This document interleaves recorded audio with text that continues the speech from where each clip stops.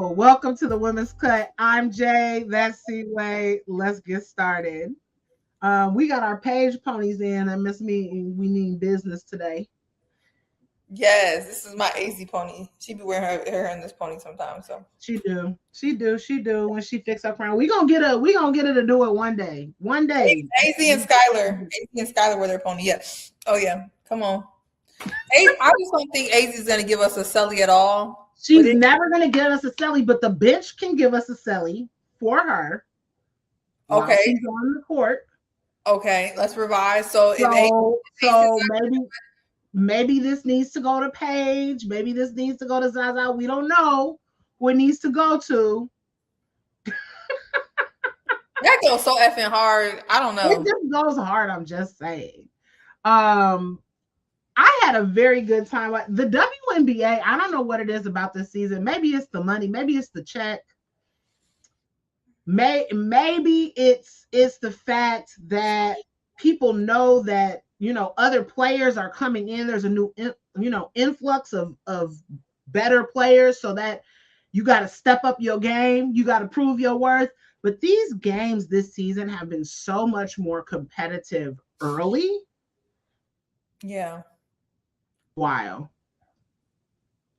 Yeah, I agree. I thought it was just me until they asked Carl Smesko, the coach of the Atlanta Dream, about just the playoff vibe of these games, and he agreed. He's like, look, they're playing us hard, and these games feel like playoff games. But to his point and to his credit, if teams are playing you hard, I think the Indiana Fever kind of felt that last year. Teams played them hard. At least you know what you're going to get later on in the season. And so I'd rather teams play me hard up front. That's true. Yeah. And agreed, because now I know what I need to change now so that it don't take me all season to get where I need to be. I think that we're really going to this is going to be, it used to be such a gap between, I wouldn't even say 8 and 9. It would be such a gap between 6 and the rest of the players. It'd be like, okay, this is the 6. And the rest of the league is competing for these last 2 spots, but we know they're not going to go nowhere. Right. These games 1 through 8 are going to be so competitive come the end of the season. I can't wait. I actually feel like it could be 1 through 10. I think the only people that are kind of just not at that stage right now are Seattle and Connecticut. Mm-hmm. I think outside of Seattle and Connecticut, I don't know.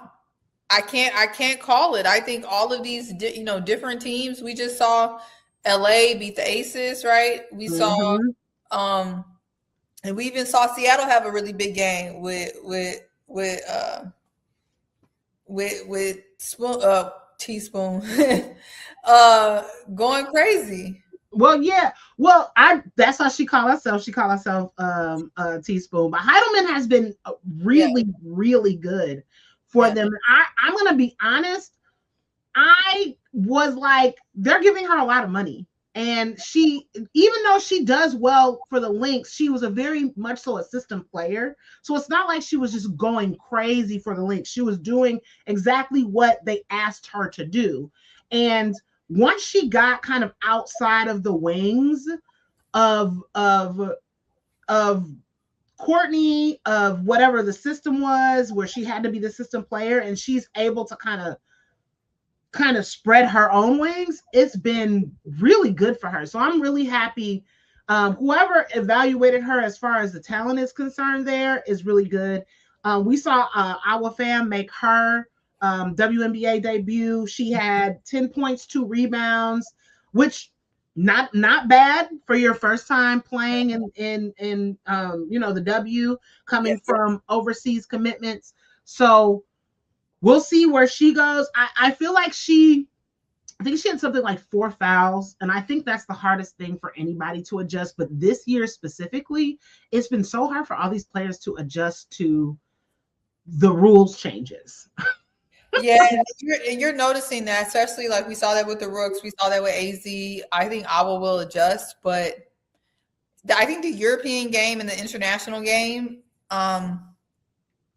is a little bit less physical. But I think if even the international players are trying to adjust to this whistle, that's how you know they're blowing it a lot. Because yeah, but I think you're going to see the adjustment. But I agree. I think going back, and Natisha, she's a great offensive player, and if you don't play defense on her, she's going to score. She's a scorer. She can score.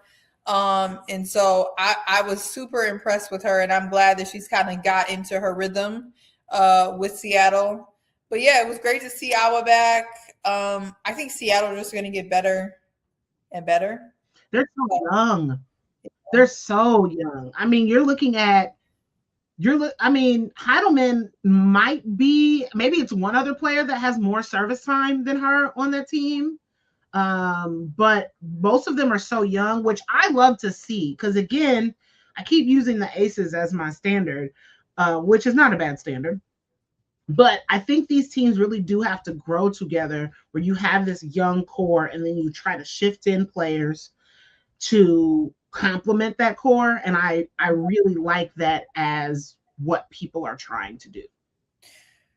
I will say I do want to talk about the Mystics, though. They end up losing to the Storm, right? They're the other side of this. And I don't know. The Mystics' talent is great, but are you sold on their coach?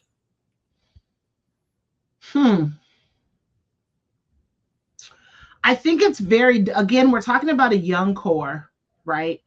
Now, Seattle has a coach with a wealth of experience, earned her way into the coaching job that she has.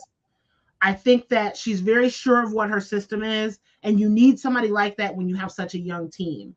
I don't know. This kind of reminds me of the Breeze. We had this discussion about how the Breeze were basically the young turn. And it's like, it can be great or it can be bad, because you have to have somebody who's able to check them. It doesn't necessarily seem like their coach is letting them be them, which is good. But I don't necessarily know if I see the structure that's needed in order to win consistently in the W. Yeah, my concern with Sydney Johnson is that, and then the choice to bring back Michaela Onyenwere and just throw her into the starting lineup, not let her work her way back in, take time away from Cody and kind of the chemistry that they had. It's just concerning for me. I think with the type of talent that he has on their team, I think the Mystics, if they had a coach like you saw on the NBA side with OKC, or even, Seattle Storm's coach, I think that is the type of coach that probably is going to have the firmness, the structure, but also feed into the youth. That's what the Mystics really need.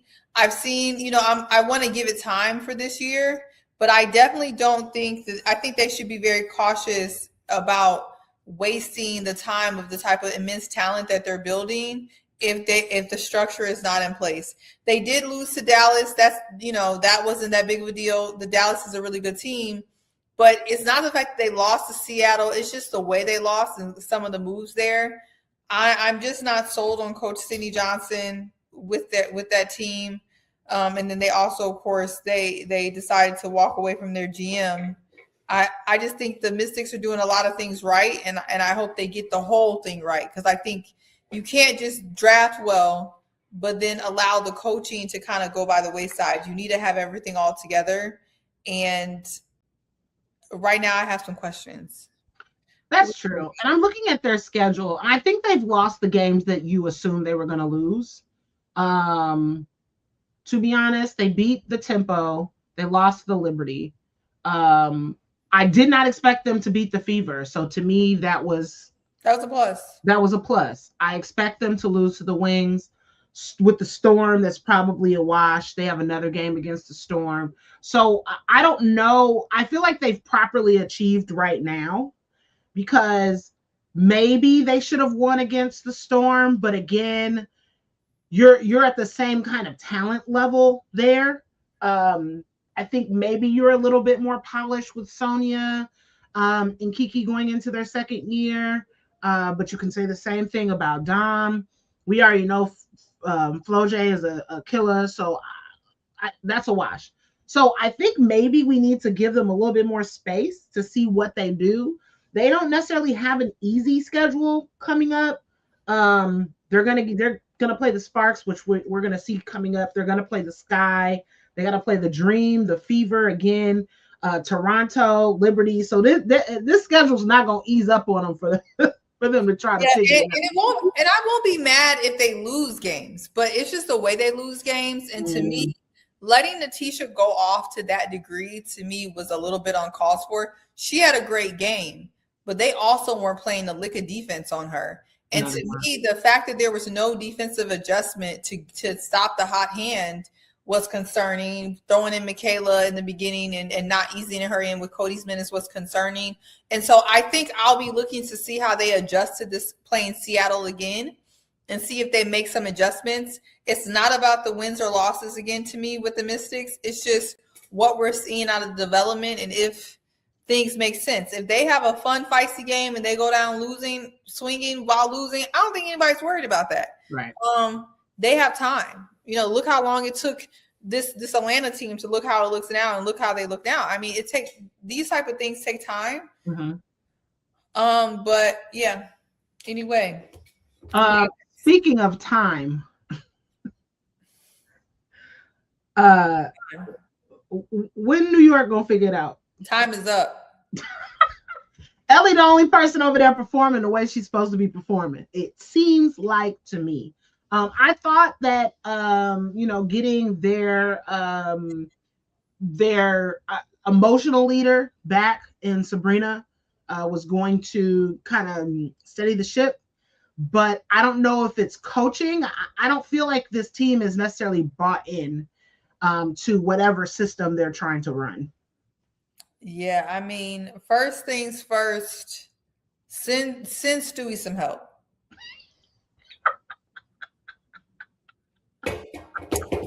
Look, send Stewie some goddamn help.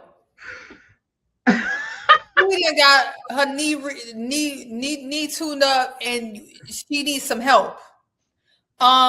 I mean, I think I'm not sure that they fully bought in. I think it's hard to buy in when one of your star players is out, like Sabrina, and then you have a very key piece in Satu who's been out and still had to leave at halftime or around that time because she's dealing with they said sickness. I don't know if it's a cyst again. TMI, I've had a cyst before. You can't play with them hoes.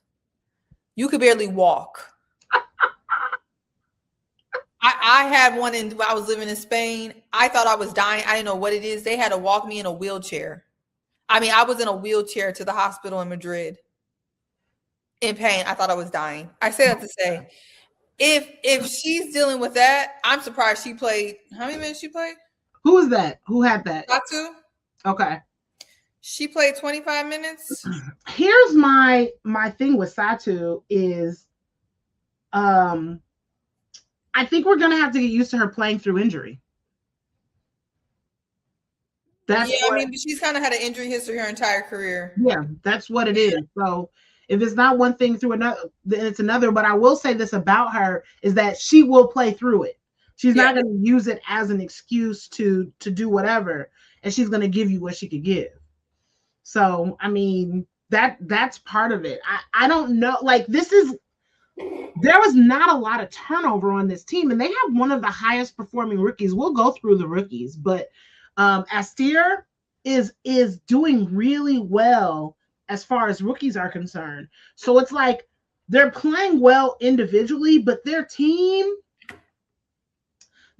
chemistry, which is wild because them and Aces returned a lot of veterans. They returned a lot of the same people. So I'm just extremely confused as to where the disconnect is. And the only thing I can do is, did they let their coach go and not have an adequate backup plan?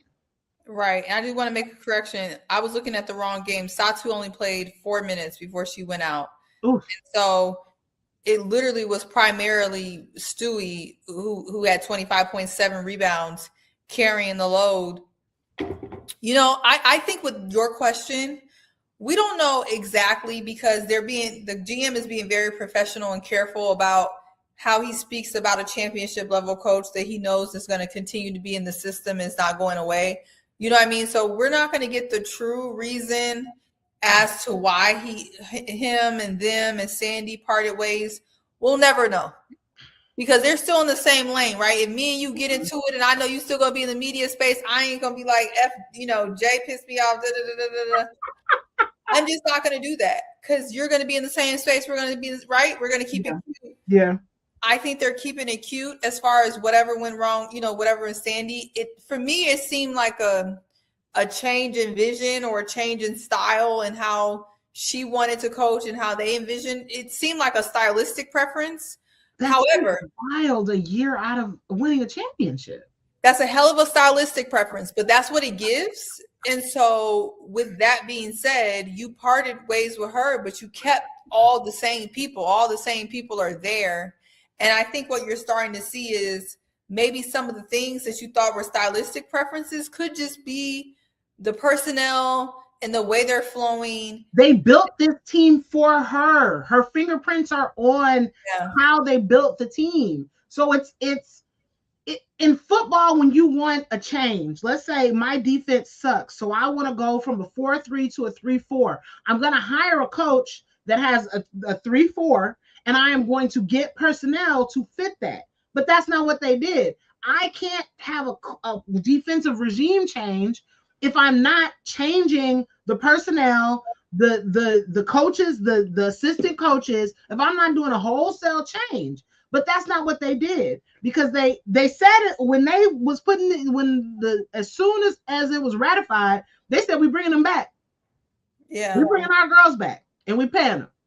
So that's the reason why I think that it's a little bit of confusion, and I don't think that Liberty fans know what this is like because they have been in the conversation. They might not win, but the Liberty have been in the conversation for the last 5 years, and that's a big shift.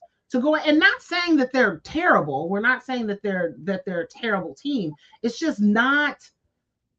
They're ranked 11 right now. When's the last time the Liberty was outside the top 5? Yeah, it's been a minute, and I think what they're starting to see is, and I'm not trying to say too much. Stewie is still Stewie. Let me be clear. Yes. Stewie can still go anywhere and bang. They just sent her a lot of money, right, to just go over there and go overseas, right? So Stewie's still Stewie. Let's put respect on Stewie's name. But Stewie alone, when JJ, I would say over the last 2 years, is not, the JJ we saw when they won the championship. Yeah. And then Sabrina with a foot injury. The turning point for the Liberty to me is going to be what Phoebus can give you if Betnijah Laney Hamilton can be healthy, and if Satu can kind of make up the difference. Yeah. I still think the Liberty, with who they have, and Stewie still playing at a very high level, is fine. But foot injuries are touch and go. Ankle, I think, whatever it was, Sabrina's going to have to manage that. You don't want to push her too hard. They just need to stay in the conversation as she ramps up. But they can't have everybody. They have to pick a struggle. You can't have Betnijah out, Phoebus out. They got 3. Out.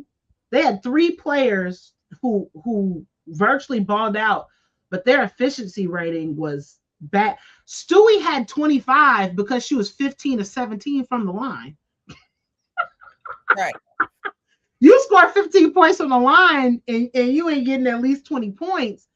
That's definitely a thing. But I mean, this game they lost to Portland. Now, given I'm gonna say this as an anomaly because Stewie doesn't usually have a 4 for 11 night. That's not how she generally plays. Jonquel was 3 from 11. That's also, she's a very high efficiency player. And Johannes was 6 of 12. That's about where she's supposed to be with 17. Nobody else was really helping. Nobody was helping this game. Well, I think this is going to be a turning point year for the Liberty. They're going to have the opportunity to see, one, if this coach that they brought on, if he can coach them, but 2, also looking at where everybody at in their stage if they're able to kind of push it again. I want to see that.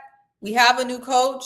Now Sandy's out, new person's in. If it's the same thing as last year, they're going to have to evaluate.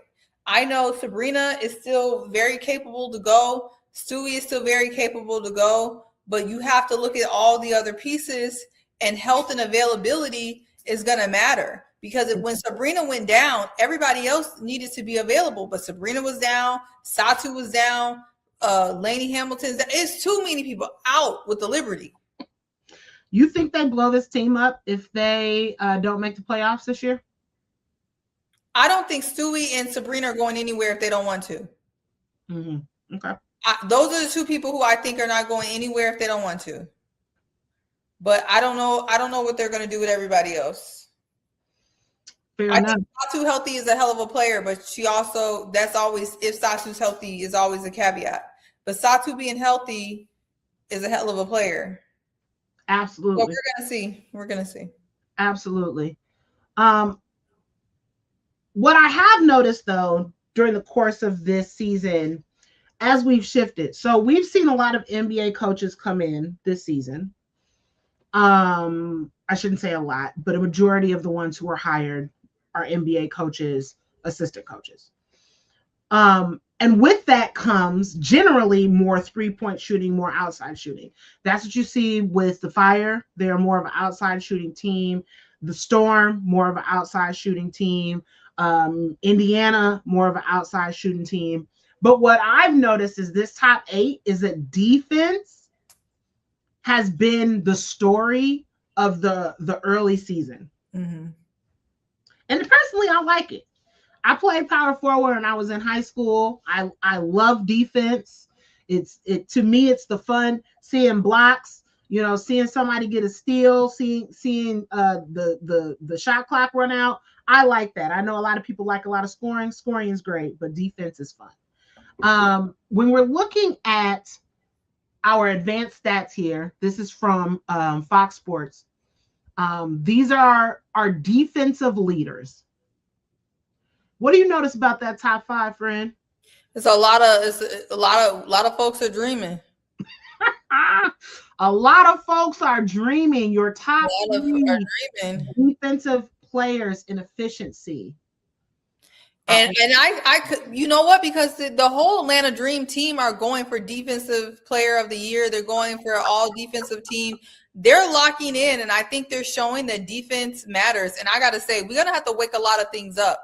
There's a lot of people on the Atlanta Dream that are going crazy defensively, and it ain't just rebounds. When we're talking about Angel Reese, when you're putting her name in the conversation for a defensive player, right?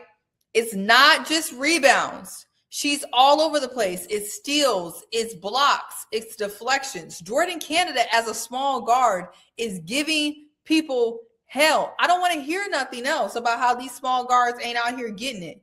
Big Hannah Hidalgo on the collegiate level is also defensive. So these small guards are being very disruptive out here, and Jordan Canada is there too. And so what you're seeing with Jordan Canada, Angel Reese, Ryan Howard, the Dream. You got Alicia, number 8 on this list. Yes, down. So this is just a great, defensive team. It's a great defensive team, and I think it's not a surprise that they are at the top of the charts. I agree. A couple of things I do want to know. Olivia Miles and Flo are also on this list. I love to see that from rookies. I think that's an underrated part of the rookie game. Everybody is so wrapped up in the points that rookies are giving. They're not giving credence to defense, because what we saw from AZ was not only did she give you 17 points in the third, she was playing lockdown defense. Right, that's a UConn way. 100%. And then a surprising addition to this list is on number 18, which is Caitlin Clark. Yeah, I mean, Caitlin Clark has always shown really good defensive spurts and effort. With her, it's all about the effort. Caitlin has the wingspan, she has the length, and she has the speed to be disruptive on defense. It's whether or not she chooses to. And so I think it's cool that we're seeing her choose to and lock in. And I think defense is cool now. Like, people are kind of like, defense is not like the stepchild now. Like, I feel like people are talking about defense and being on the defensive team, and the blocks and the steals are getting the highlight tapes. And so hopefully as that continues, people will be more locked in on the defensive effort. I would agree with that. What I am kind of disappointed in, and it is not surprising because the Sky are built to be an offensive team. Tyler Marsh told us that he was building an offensive team. He virtually said he did not care about defense. But I'm upset that JC Shelton. Well, Camilla is on this list too. She's been in her bag as far as blocks. Her perimeter, she does not defend on the perimeter, but they're not asking her to. But to see Camilla Cardoso be the highest ranked person in a team that's supposed to be guard heavy and guards who know how to defend, that's kind of disappointing to me. Maybe it's just me. I'm gonna take your silence as acceptance. I'm glad somebody's on the list. New news that came out today: Kelsey Plum sprained her ankle in practice. They're evaluating her, so she might be out for a couple of games. This is so disappointing to me. Kelsey has been outstanding to start the season. She just came off of a 38-point game. That was her game. She was literally everywhere, and she is so fun to watch. Kelsey is so fun. She's annoying. She's calculated. She knows exactly when to do what. She knows what buttons to push. She knows when to get a foul, when not to get a foul. Her basketball IQ is out of this world. And we're talking about people right now who I think would be excellent coaches. Wow. She's not there right now because she got a lot of years left. But Kelsey Plum, the way she plays the game, she reminds me a lot of Becky. If anybody actually watched Becky play, she reminds me a lot of how Becky played. Yeah, I mean, I got to say, I'm wishing Plum a quick recovery, but I think she balled too close to the sun with that Aces game. And so I'm not surprised that she literally balled until the wheels fell off because she went absolutely crazy. Kelsey Plum is the perfect mix of hard work, talent, and dog mentality. And she's just one of the players that I can watch play all day because her heart is fully in it. She loves the game. You can tell she loves it. And it makes you want to love it. But I will say, while she's resting, there are people in the Sparks that can step up that are there who haven't got a lot of playing time that we know can do the job. Erica Wheeler, we've seen her have huge moments. And this is just an opportunity for her to show what we've already seen her do. We've seen her play huge and big moments. She's also a dog like Plum that never shies away from the moment. And so I know while she's out, she can be there. And Latson has not got a lot of playing time. Most games she's not playing. And so maybe this will push the coach to get her in to see what she can do because she's currently rotting on the bench because Kelsey can play all those minutes. She has no problem playing all those minutes. And so when you have a vet that can play those minutes, sometimes it's hard to take them out because why? And so now that she's out, we'll see a little bit of Latson. They're probably going to continue to play Kay Martin, even though that's not the same position, but she'll probably continue to get time. And we'll see if NECA is back. So I do think those are often the games that teams win when you got players they want more time, they want minutes. Yeah, the Sparks could F around and do a little damage. I will say this. I mean, maybe we were a little bit too harsh on the coach because the minute called Cam out, Cam decided she was going to ball out of MF and control. But to your point, NECA went down. It gave Cam the opportunity to get more minutes and be in there. And I don't know if the way Cam has played these last 3 games, I don't know if you can keep her on the bench as much as you've been keeping her on the bench. Yeah, I think Coach Lynn Roberts did push it a little bit much when she said what she said. I'm just glad that Cam is one of those people who, instead of leaning outwards and having victim mentality, she leaned in and was like, I'm just going to show y'all what I can do. I just think Cam responded well in face of it, and that says a lot about Cam. And Mm. so I'm glad that she took that negativity and turned it into something that she could use for motivation and work hard. And that just shows the type of work ethic and work ethic and passion she has to get better. Yeah. Yeah. She was highly efficient. She was very fun to watch. She was getting abused in the paint. Baby girl was playing with a bloody nose. She was a whole fighter. Yeah. That was a very fun game to watch against the Aces. And I think that the league kind of used Cam as a little soft, and I think that she is changing that narrative one game at a time. So very, very fun to watch. The rookies have also been very fun to watch this season. How are you feeling? Who's your this is they have again when you're looking at the NFL, they have too early predictions. I feel like it's definitely too early. Everybody crowned Olivia Miles, and I think she's coming back to the pack a little bit, or the other rookies are starting to settle in. Flo is looking really good. AZ is starting to find her footing. Asteer is looking good. Amor is looking good. Yeah. I think that this is going to be one of the more competitive rookie of the year races going down through the season, which I'm excited about. It was like Sonia pushed Paige a little, but she didn't like, it was still clearly Paige. It was clearly Caitlin. It was clearly AB. Oh, I don't think it was clearly Caitlin. I think it went down to the wire. I feel like they were I agree with you for me and for you, but the narrative of the league was that it was Caitlin's to lose. Okay, to lose, sure. Okay. So yes, I agree. But AB was 100%. I don't even remember who else was drafted that year who could have pushed her. But AB, Aaliyah Boston. AB, okay. I don't know. She was very dominant her rookie season, and Indiana was a terrible team, so it was a very good. It was very easy to see how good she was because they improved massively with her there. But I'm just saying that this is going to be extremely competitive. It's not going to just be two people in the conversation. You're going to have probably 5 people who are circling around this award. So I think it's going to be a little bit harder for the voters this year. Yeah, I agree. It's going to reflect the draft. I think the draft has so much talent in it, and there wasn't a clear number one. People were kind of drafting for need. Mm-hmm. And so I think it'll come down to the rookies with the most usage. And so you're going to be looking at Olivia and Flage, maybe Amor. I think those are the people who are going to have the most usage to kind of be in the conversation. But I definitely AZ is averaging about 20 points. Sorry.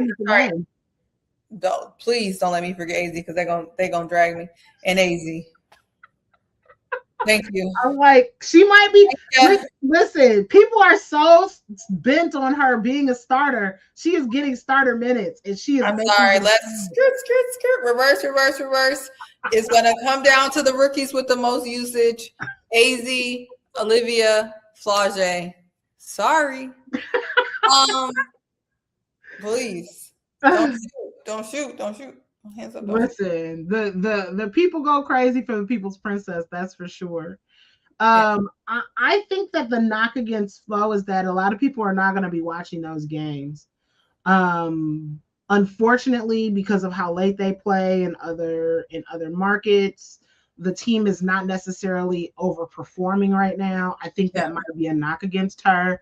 The Lynx are such a storied franchise, and they're in the Midwest. Their games are on a lot. I think that a lot of people are watching Olivia, and then obviously with AZ being a number 1 pick, there's going to be a lot of eyes on her. So we'll see. And Asteer again has been holding. I think she's averaging something like 11 points a game, a couple of assists a game. So she's been doing her thing there too, and I think that she might be a little sleeper as far as pushing the crowd. Okay. So we're going to talk about Jose.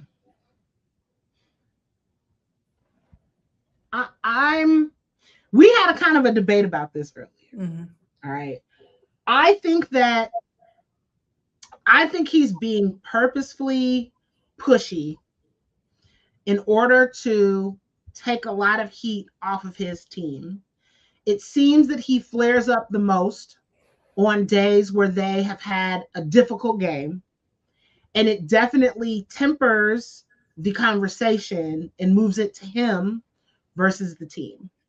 How do you feel about his relationship with the media? Oh, the Gino way. Let me throw a fit. That's his boy. To be a distraction. I don't know. I hate to speculate. I don't know why he's doing what he's doing. I am stuck between a couple of thoughts. Either he can get a little feisty in general, and he's just feisty in general, and he finds the media to be annoying and pushy. That could be it. It could be a bigger master plan. He wants to distract. Or he just needs PR training. I'm not sure, but there seems to be a lot of tug of war going on every single time the media asks very normal questions. And I think for a basketball mind, which he appears to be, it is annoying to keep having to answer questions about why AZ isn't starting when, one, the Wings are successful, and two, from a basketball perspective, there's lots of reasons why she could be in and out of the starting lineup. And I feel like for him, and I could be wrong, that question feels more about like storyline and media push than it does actually the basketball. And I can see how that's frustrating. But also the media, they're doing their job covering the game. And some of his interactions and comments have been very testy. And, men often can get away with this. I don't think there's a single woman coach ever that could get away with this type of dynamic with the media for long. And I think that's probably a little bit what irritates me. Not that he has a dynamic. I just know if someone who looked like me, a Black woman, was having this type of testy relationship with the media, people would not find it very flattering. Dawn could not do this with the media. Dawn Staley could not do this. I will say this: Kim be having some moments with the media. Dawn could not do this with the media. You said women at first. I just want to say Dawn could not do this with you are correct. You are correct. But I think that some women could not do this with all right. No, but you're like, Kim be fine. Even with Kim, it's a little, she keeps it cute. I've watched a lot of the thing. There's a lot of respect between her and the media, but when it's time for her to be like, if it's about her girl, she'd be like, and that's all I have to say. And she's out of practice. It was a coach's decision. She will keep it cute. But again, I'm gonna give it time. Yeah. But it's been a lot of feistiness in the reporters. I'll give it some. They've been holding their own. I think that it's just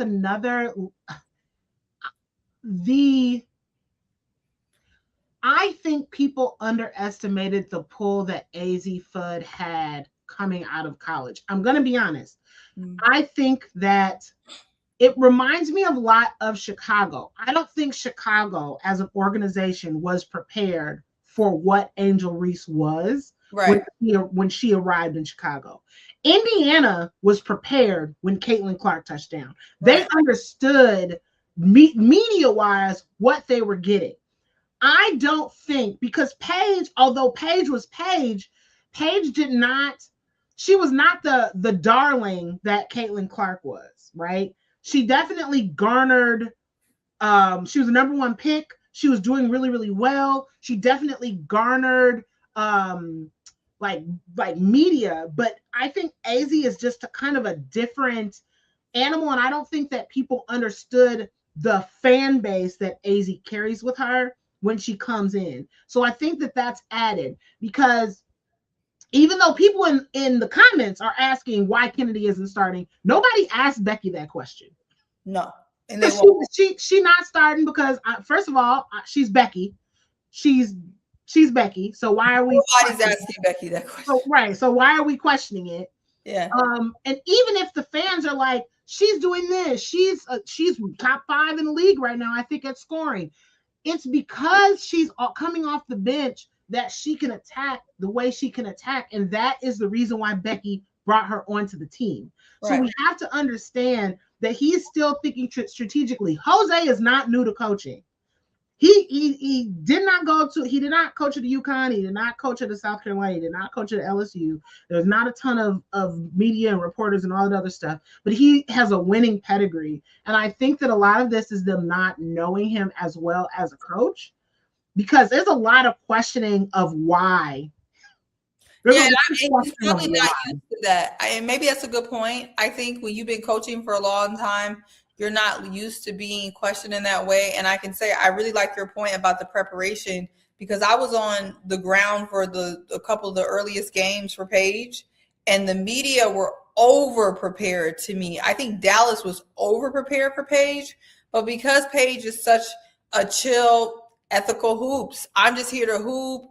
That, I don't think, even though she brought so many fans, her type of fans are not they're not the ones flooding the questions with why this, why that.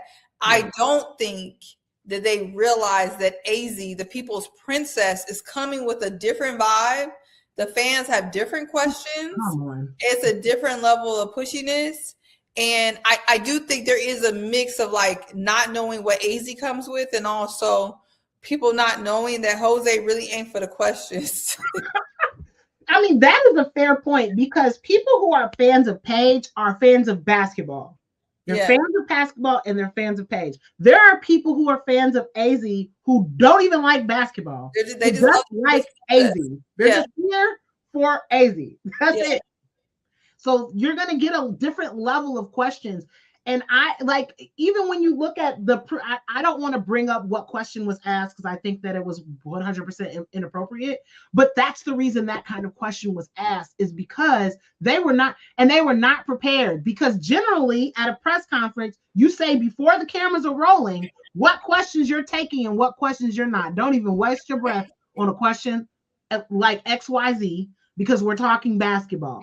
So I don't know if they were just ready for that level of scrutiny, and they gonna have to get used to it now, because they're going to be playing in a very important games, and they're ranked number 6 right now. I think 6. Yes. They're ranked number 6 right now. They're going to be playing very meaningful basketball in the postseason, and the scrutiny is going to get even higher. So you're going to have to get used to it, buddy. Mm-hmm. So you did bring up a phrase that we've used over the last couple of episodes, which is ethical hoops, which is a list that you are currently compiling, a running list of ethical hoopers in the WNBA. And there's been a lot of questions in our comments about what exactly ethical hoops are. So can you tell us what ethical hoops are? So I think ethical hoops has 2 prongs, right? Like, first, it's kind of where I think it came from, which is the antithesis of what the Oklahoma City Thunder are doing, right? that is what ethical hoops is not, right? So it's scoring cleanly, right? It's not flopping, it's not baiting, it's not getting all your points from the free throw line, right? It's not always complaining to the refs. It's literally getting your points ethically. It's not scoring at the last minute of the game to stat pad. It's not stat padding. You have that. But then I think the part that I'm adding, like the Seaways ethical hoops, is also just people who just go out there and play clean basketball, players who are doing the things that don't always show up on the stat sheets, making the right plays, making the team plays. And so it's a bit of balance between the two. And I'm looking for players that not only play clean basketball, who also play team basketball, who are doing the things that all the stat watchers and the box score watchers may not see. But if you're watching the game, you're like, this player always does the right move, always looking for the right play, is always making the extra pass. So we're talking like a Jordan, like you said before, a Jessica Shepard. We're not talking about, let's say, a Kelsey Plum. Yeah, Kelsey Plum isn't necessarily ethical hoops. She's my type of hoops, but I wouldn't put her on my ethical hoops list. She's one of my favorite players. Listen, Kelsey, this is not shade. We just know you got a little John Stockton in you. That's all we say. And volume shooters are kind of going to be a little bit off my ethical hoops list. I'm assuming that you're adding efficiency as part of it. Efficiency is also part of it. And I think when you think of ethical hoops, you do think of UConn players. So I think ultimately I'm going to put Stewie on there. You know, not Stewie. When you think, I think Nafisa plays very ethically, right? The Pages, the Azies, the Maddies, Jordan Canada, I think is a very ethical hooper. And so that's kind of what I'm looking for. And so we are making first team all ethical hoops, second team all ethical hoops. We want to know, who do you guys think are ethical hoopers? Because these are also the players that I want the up and coming players to be watching. Because it's only so many Kelsey Plums out here, right? Kelsey is a dog. That's a whole different. What's her? Isn't that her thing? The dog, whatever the dog training that she does every year. That's a whole different standard. And I think that she's kind of in a league. She's kind of in a league and I think there's too many people who think they're going to be Plums, and you're not built for it. But there's a lot more people. To me, Angel Reese is more in that side of it, like high motor. I'm gonna make some shit shake. That kind of mentality versus what you're saying is I'm about to get in here and get out and be lethal with it.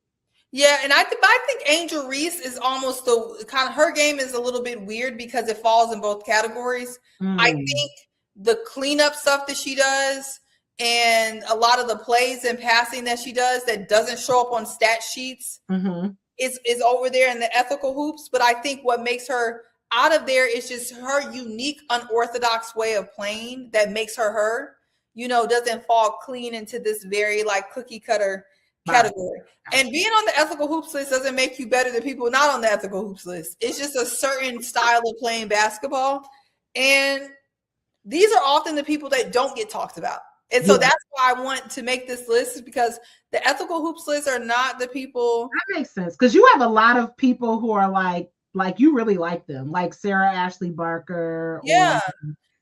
People aren't sitting around, like the true hoopers are sitting around, but Sarah Ashley Barker is to me could be on the ethical hoops list. She is a person that may not be talked about like a Kelsey Plum on the big list, but she is doing all the small things.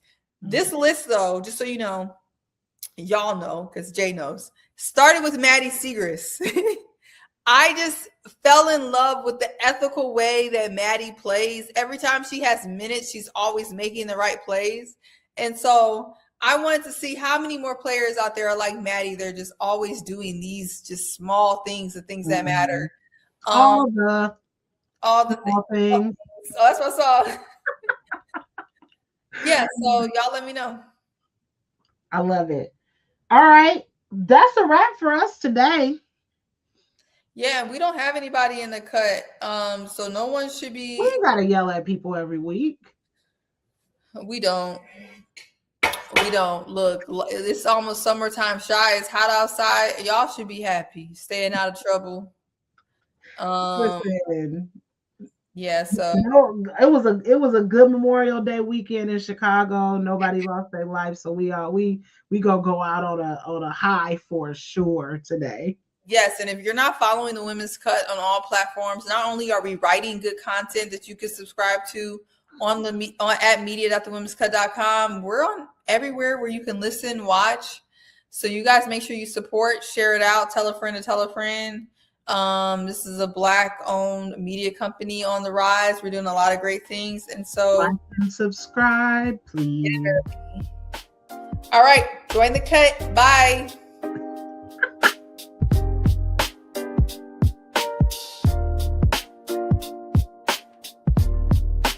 This has been a Chicago Clubhouse Network production.